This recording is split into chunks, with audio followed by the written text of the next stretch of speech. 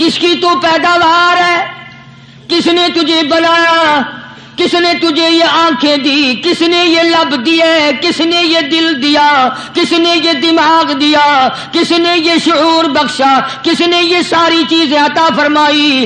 اللہ پاک کی ذات فرماتی ہے او لوگوں مجھے بھی بڑا دکھ لگتا ہے، مجھے بھی بڑا صدمہ ہوتا ہے، میرا قہر جوش میں آ جاتا ہے جب پیاری شکل بناؤں میں، پیاری صورت بنائی میں نے۔ بسم اللہ الرحمن الرحیم۔ محترم ناظرین کرام السلام علیکم ورحمۃ اللہ وبرکاتہ۔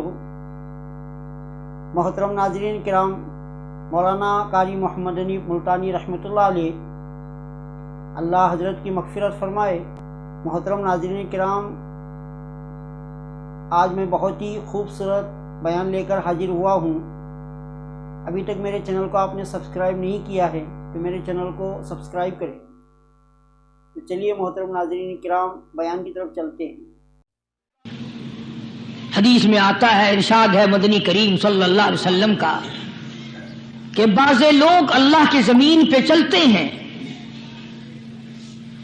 بعض لوگ اللہ کی زمین پہ چلتے ہیں اور زمین اللہ سے یہ اجازت مانگتی ہے، پروردگار اگر اجازت ہو میں اس کو نگل جاؤں، میں نہیں چاہتی کہ اس کے منحوس قدم مجھ پہ پڑتے رہیں، اجازت ملے میں اس کو لقمہ بنا کر کے نگل جاؤں، اس کو زمین کی تہ میں لے آؤں۔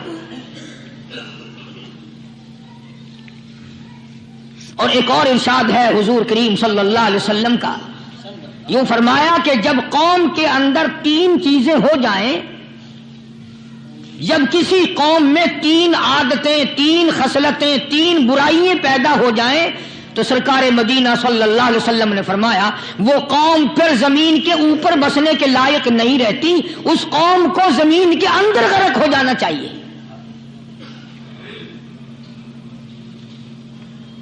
وہ کون سی باتیں ہیں؟ ارشاد فرمایا محمد عربی صلی اللہ علیہ وسلم نے کہ پہلی بات تو ان کی یہ ہے کہ جب قوم کے امیر لوگ، غنی لوگ، مالدار لوگ بخیل ہو جائیں، اللہ تعالیٰ نے جو ان کو سرمایہ دیا ہے، رب العالمین نے جو ان کو پیسہ اور دولت دی ہے، اس میں کسی غریب کا وہ حصہ ہی نہ رکھیں۔ چنانچہ آج آپ دیکھ لیں فالتو لاکھوں روپیہ لگ جائے گا، لیکن کسی بیوہ کے گھر ایک سیر آٹا دینا، کسی یتیم کے سر پہ ہاتھ پھیرتا ہوا امیر آدمی شرماتا ہے کبھی میرے ہاتھ کی ہتھیلی نہ گھس جائے۔ حالانکہ ارشاد فرمایا مدنی کریم صلی اللہ تعالی علیہ وسلم نے بعد وقت ایسا قبولیت کا ہوتا ہے جو آدمی یتیم کے سر پہ ہاتھ پھیر دے محبت کے ساتھ، یہ بچہ یتیم ہے، اس کا لاڈ اجڑ گیا، اس کا مان اجڑ گیا، اس کا ابا رخصت ہو گیا، اس کو گود میں بٹھا کر پوچھنے والا چلا گیا بیٹا تو کیا چیز کھاوے گا؟ حضور کریم صلی اللہ تعالی علیہ وسلم نے فرمایا جب یتیم کے سر پہ آدمی محبت کے ساتھ، شفقت کے ساتھ ہاتھ پھیرتا ہے، اللہ پاک یوں فرماتا ہے مجھے اپنی کبریائی کی قسم جتنے بال اس کے ہاتھ کے نیچے آ جاتے ہیں اتنی نیکیاں ہاتھ پھیرنے والے کے نام اعمال میں لکھ دی جاتی ہے۔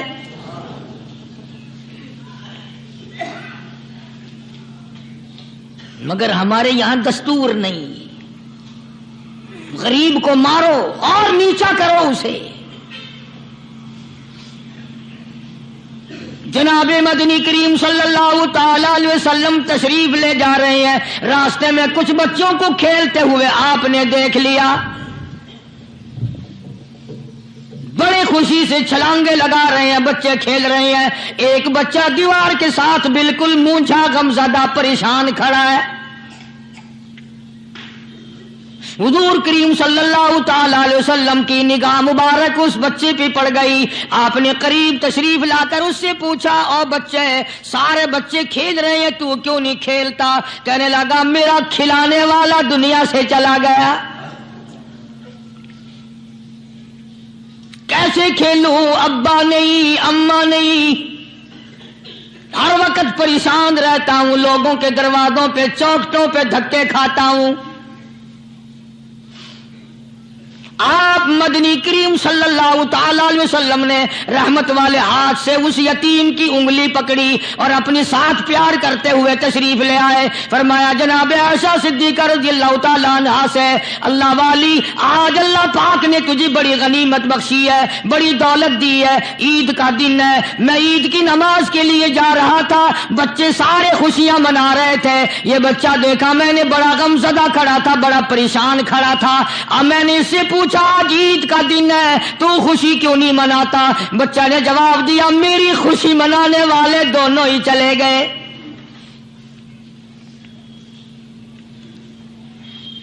آج اللہ نے یہ موقع بخشا ہے، اسے نہلا دھلا، اس کو نئے کپڑے پہنا،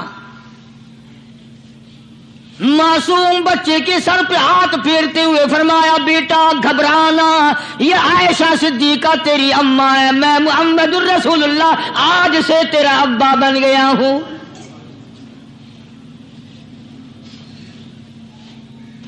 نہلایا دھلایا، کھلایا پلایا، ہنسایا، اسے بلایا ساتھ لے کر۔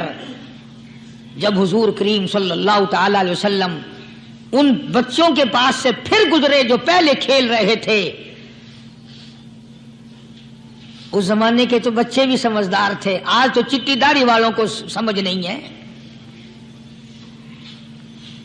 قبر بالکل کنارے، قبر کے کنارے پہ کھڑے ہیں پھر بھی سمجھ نہیں۔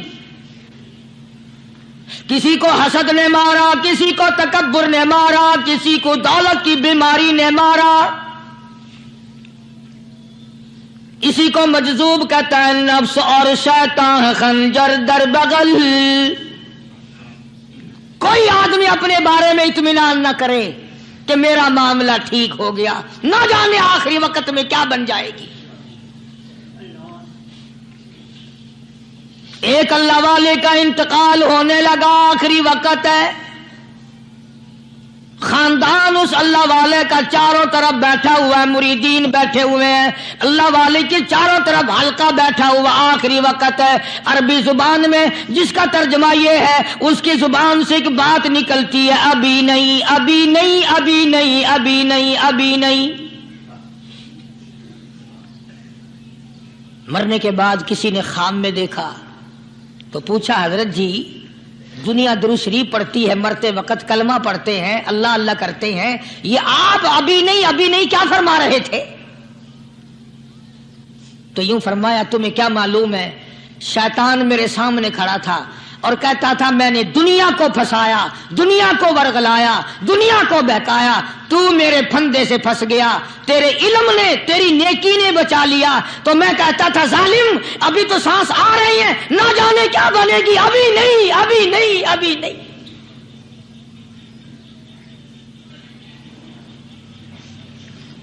اسی کو مجذوب کہتا ہے، کیا معلوم کیا بن جائے گا، کس حال میں دم نکلے گا، رات کو کیا ہو جائے گا، دن کو کیا بن جائے گا۔ فرمایا نفس اور شیطان ہے خنجر در بغل،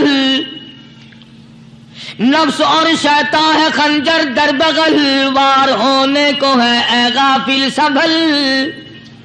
آیا دشمن کا وار، 4 نمازیں پڑھی باقی ساری دنیا کافر نظر آنے لگ جاتی ہے، میں نمازی ہوں یہ سارے بے ایمان پھرتے ہیں۔ شیطان پیدا کرتا ہے یہ چیزیں۔ اگر اللہ نام پہ تھوڑی سی کبھی خیرات کر دی تو بہانے لوگوں کے سامنے ذکر ہو رہا ہے، اجی آج کل تو ہمارے کاروبار نہیں، ورنہ انشاءاللہ فلاں مسجد جو ہے نا یہ ہم نے بنائی تھی، بہانے بتانا۔ اس لیے مجذوب کہتا ہے گھبرایا نہ کر اور اپنے آپ کو اطمینان نہ دلایا کر، کہتا نفس اور شیطان ہے خنجر در بغل، وار ہونے کو ہے اے غافل سنبھل۔ چلا شیطان کا خنجر، چلا شیطان کا خنجر، لگایا اس نے دو، لگایا اس نے دو۔ لوگوں کا خیال یہ ہے کہ شیطان صرف وہ، شیطان کے بہکائی میں وہ آدمی آتا ہے جو کسی کو قتل کر دے۔ لوگوں کے نزدیک صرف زنا کرنا گناہ ہے، قتل کرنا گناہ ہے، چوری کرنا گناہ ہے، ڈاکہ مارنا گناہ ہے، اور چوتھی چیز گناہ ہی کوئی نہیں۔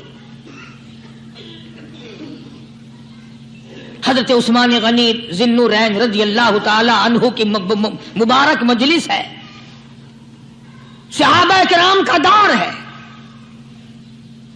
نبی کا دوہرا داماد، مجلس ہے عثمان ذی النورین کی۔ ایک آدمی مجلس میں آ کے بیٹھا، حضرت عثمان کی مجلس میں ایک آدمی آ کے بیٹھا تو حضرت عثمان فرماتے ہیں، توجہ، حضرت عثمان فرماتے ہیں، یوں نہیں فرمایا کہ تو نے ایسا کیا ہے، اسے ذلیل نہیں کیا، بلکہ یوں فرمایا لوگوں کو شرم نہیں آتی، لوگ آنکھ کا زنا کر کے میری مجلس میں آ کے بیٹھتے ہیں، لوگ آنکھ کا گناہ کر کے میری مجلس میں آ کے بیٹھتے ہیں۔ تو دور تھا نا صحابہ کرام کا، فوراً چوٹ کی کسی نے کہ نبی کے بعد وحی آنی شروع ہو گئی، یعنی آپ کو کیسے پتا چل گیا کہ کوئی آدمی غلط نگاہ ڈال کے آیا؟ اس کی رستے میں نظر کہیں غلط پڑی تھی آنے والے کی، آپ کو کیسے پتا چلا؟ یعنی بات کرنے والے کو بھی دیکھو اور پھر چوٹ کرنے والے کو بھی دیکھو۔ تو حضرت عثمان رضی اللہ تعالیٰ عنہ نے فرمایا، بھائی پاک مجلس میں اگر ایک تولا بھی کوئی پخانہ لے کر آ جائے تو بدبو تو آ ہی جائے گی نا۔ صحابہ کی پاک مجلس میں اگر کوئی آنکھ کا زنا بھی کر کے آیا، فرمایا مجلس کے اندر بدبو پھیل گئی۔ تو اللہ والوں کی مجلس ہے اور اللہ والوں کی رفاقت ایک بہت بڑی چیز تھی، کبھی لوگ حاصل کیا کرتے تھے، اب تو ہر آدمی پیر ہے، ہر آدمی لیڈر ہے، ہر آدمی چودھری ہے، ہر آدمی بڑا بنا ہوا ہے، چھوٹا ہم میں کوئی ہے ہی نہیں۔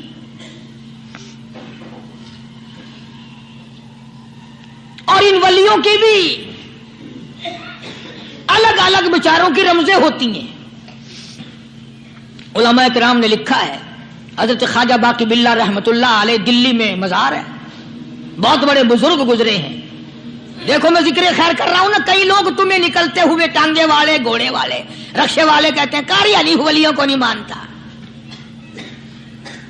میں یہ ذکر خیر ولیوں ہی کا تو کر رہا ہوں، بات صرف اتنی ہے، تمہیں اچھی لگے یہ بری لگے، میں ننگوں کو نہیں مانتا۔ میرے نزدیک ولی وہ ہے جس کی رگ رس سے، نس نس سے، خون کے قطرے قطرے سے، ہر ادا سے، ہر سنت سے، ہر طریقے سے محمد عربی صلی اللہ علیہ وسلم کی سنت زندہ ہوتا ہو۔ میں اس کو ولی نہیں مانتا جو کپڑوں سے ننگا پھرتا ہو۔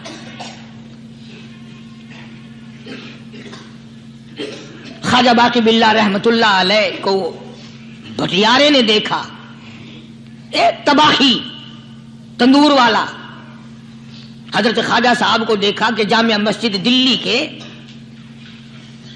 پیڑیوں پہ، سیڑھی پہ کبھی چڑھتے ہیں کبھی اترتے ہیں، کبھی چڑھتے ہیں کبھی اترتے ہیں، پریشانی کا عالم۔ تو تباہی تو ضرور تھا، بٹیارہ تو تھا، مگر تھا تو دلی کا۔ وہ سمجھ گیا کہ حضرت کو کوئی پریشانی ہے، پہنچا اور جا کے کہنے لگا، حضرت کیا بات ہے، آج رات کافی گزر گئی ہے، آرام فرماؤ، کبھی چڑھتے ہو کبھی اترتے ہو، پریشانی کیا پریشانی ہے؟ فرمایا 4 مہمان ہیں، کھانا کھلانا ہے، میرے پلے کچھ نہیں۔ اندازہ لگاؤ، ابھی ابھی ولی یہ کہہ رہا کہ میرے پلے دھیلا دمڑی کچھ نہیں، 4 مہمان ہیں، شرمندہ ہوں ان کو کھانا کھلانے کے لیے۔ تو وہ کہنے لگا، حضرت یہ کون سی فکر کی بات ہے، میں بھی لاتا ہوں۔ وہ کھانا لایا اور حضرت کے مہمانوں کو کھانا کھلایا، کھانا کھا لیا، فارغ ہو گئے۔ دیکھو ولی کی بات، ابھی تو کہتا تھا کہ روٹی نہیں ہے، اور ابھی ابھی وہی ولی کہتا ہے بٹیارے کا ہاتھ پکڑ کے، مانگ کیا مانگتا ہے، مانگ کیا مانگتا ہے۔ اب تیرے جیسا اگر وہاں ہوتا تو کہتا کہ جی کوئی گورنری سرورنری دلاؤ، اسمبلی کی ممبری دلاؤ، کوئی تھوڑے علاقے کا ڈھیر سیاح ہو گیا تو آخیا کہ جی میں کو بئی پر نہ دو، پہلی پرانی تھی گئی ہے، ہوں میں کو کوئی نوی لاوی چا پر نہ ہو، یہ شے منگنی ہے اور کیا منگیا۔ خواجہ باقی باللہ رحمت اللہ علیہ بٹیارے کا ہاتھ پکڑے کھڑے ہیں، فرمانے لگے، مانگ کیا مانگتا ہے۔ وہ تباخی بھی دلی کا تھا نا. کہنے لگا حضرت بس اللہ کا دیا سب کچھ ہے, بس آپ رہنے دیں. فرمایا نہیں نہیں, مانگ کیا مانگتا ہے. اس نے کہا حضرت پھر اگر دینے پہ ہی آئے ہو نا, اور اگر اتنا ہی دریائے کرم جوش میں ہے اور آپ دینے کا جذبہ لیے ہوئے ہیں, پھر مجھے اپنے جیسا بنا دو, اپنے جیسا بنا دو. کیا مانگا ہے, مجھے اپنے جیسا بنا دو. فرمایا نہیں برداشت کر سکے گا. کہنے لگا پھر پوچھتے کیوں ہو کیا مانگتا ہے, جب دینا ہی کچھ نہیں تو پوچھتے کیوں ہو, اگر دینے پہ آئے ہو اپنے جیسا بنا دو. یوں لکھا ہے کہ خواجہ باقی باللہ نے اس بٹیارے کو اپنے سینے سے لگا کر کے تھوڑا سا دبایا تھا, پٹاخ کر کے روح نکل گئی بٹیارے کی. بلا جو تجلیات خدا بندی بتدریج آہستہ آہستہ سینے میں آئے تھے, ان کا کرنٹ وہ یکدم برداشت کیسے کرتا. میرا عرض کرنے کا مقصد یہی ہے کہ ہم لوگ اپنے آپ کو کب سنبھالیں گے, اور وہ کون سا وقت آئے گا کہ ہم اس بات کے قائل ہوں گے اور تسلیم کریں گے کہ جو کرتا ہے خدا کرتا ہے, بندہ کچھ نہیں کر سکتا. تو میں نے اس لیے عرض کیا, مجذوب کہتا ہے نفس اور شیطان ہے خنجر در بغل, نفس اور شیطان ہے خنجر در بغل, وار ہونے کو ہے اے غافل سنبھل. کبھی 4 دن بیٹھ کے اللہ اللہ کر لی, تسبیح پھیر لی, تو دوسروں کو یہ تو دنیا کے دھندے میں پھنسے ہوئے ہیں, میں بہت بڑا ولی ہوں, میں بہت بڑا ابدال ہوں, مجھ سے بڑا تو کوئی نیک ہے ہی نہیں. یہ بہت بڑی مار ہے شیطان کی. اسی کو کہتا کہ نفس اور شیطان ہے خنجر در بغل, وار ہونے کو ہے اے غافل سنبھل. آ نہ جائے دین و ایمان میں خلل, آ نہ جائے دین و ایمان میں خلل, باز آ اے بدعمل. کچھ تو سوچ, کس کی تو پیداوار ہے, کس نے تجھے بنایا, کس نے تجھے یہ آنکھیں دی, کس نے یہ لب دیے, کس نے یہ دل دیا, کس نے یہ دماغ دیا, کس نے یہ شعور بخشا, کس نے یہ ساری چیزیں عطا فرمائی. اللہ پاک کی ذات فرماتی ہے, او لوگو مجھے بھی بڑا دکھ لگتا ہے, مجھے بھی بڑا صدمہ ہوتا ہے, میرا قہر جوش میں آ جاتا ہے جب پیاری شکل بناؤں میں, پیاری صورت بنائی میں نے, پیارا ماتھا سونی شکل بنائی میں نے, جب میری چوکھٹ کے سوا دوسروں کے دروازے پہ جا کے تو ماتھا رکھتا ہے. فرمایا میرا قہر جوش میں آتا ہے, تجھے برباد کر دوں.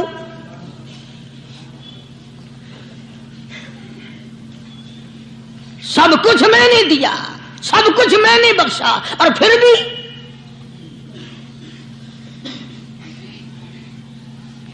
شاہ عبد القدوس گنگوہی رحمت اللہ علیہ بہت بڑے بزرگوں میں سے گزرے ہیں, بہت بڑے اللہ والے تھے. ایک راستے سے گزر رہے ہیں, مریدین ساتھ ہیں,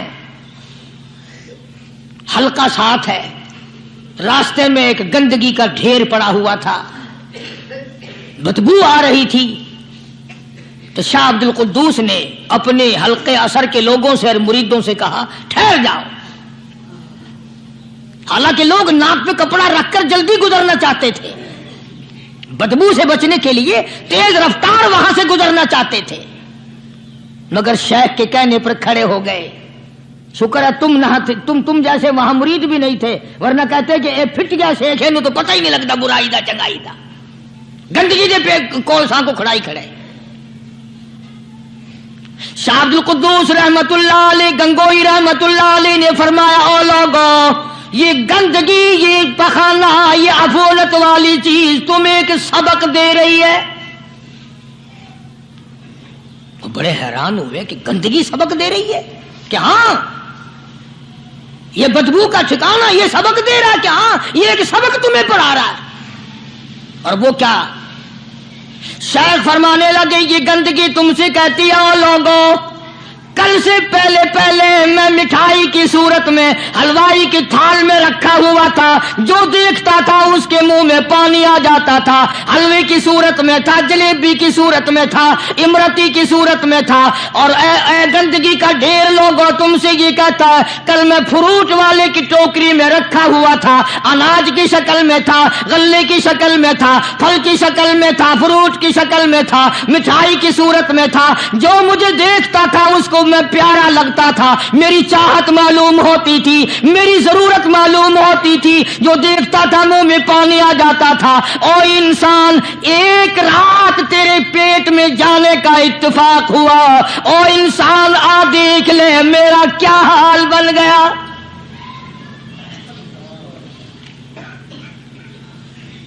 ایک رات تو تیری صحبت میں رہا ہوں، ایک رات تیرے اندر ٹھہرنے کا اتفاق ہوا، دیکھ میرا کیا حال بن گیا۔ ہر شخص مجھ سے نفرت کرتا ہے، مجھ سے بدبو کی وجہ سے نفرت کرتا ہے، ناک پہ کپڑا رکھتا ہے، میرا کیا حال بن گیا۔ اور بندے تجھے 40 50 60 سال گزر گئے، تو نے اپنے اندر خوشبو پیدا کرنے کی کوشش نہ کی، تیرا کیا